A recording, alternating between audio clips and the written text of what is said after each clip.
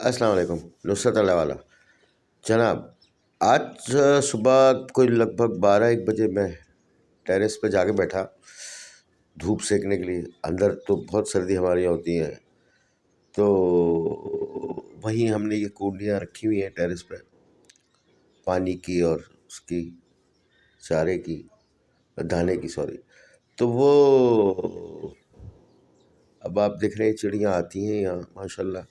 اور صبح کے ٹائم تو جناب وہ حفظ مراتب کے تحت پہلے کوے آئیں گے، پھر جناب وہ طوطے کوئل وغیرہ، پھر آخر میں وہ چڑیاں آتی ہیں اور سب ماشاء اللہ رچ کے کھا کے جاتے ہیں. اور ہوتا یہ ہے کہ کوے صاحب تو یہ میں نے دیکھا ہے کہ جب وہ آتے ہیں تو پھر وہ اتنا شور ڈالتے ہیں کہ وہ اور پورے خاندان کو جمع کر لیتے ہیں.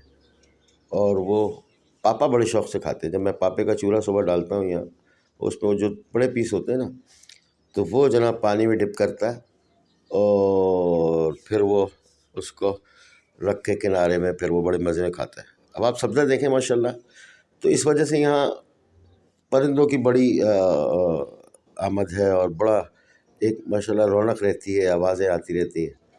اور ایک واقعہ آپ کو بتاؤں بڑا زبردست اور بلا مبالغہ، وہ یہ کہ جب ہماری والدہ حیات تھیں تو صبح کے وقت ان کے کمرے میں جاؤ تو اکثر ایسا ہوا کہ چڑیاں آ کے کھڑکی کی جالی کو ہے نا ٹھونگے مارتی تھیں آ کے.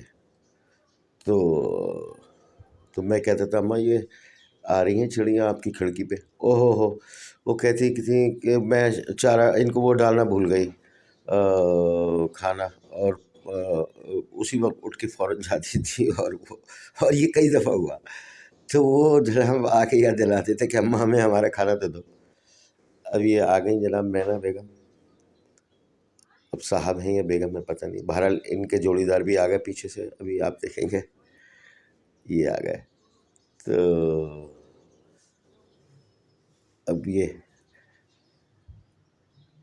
بڑے مزے میں یہاں ماشاء اللہ.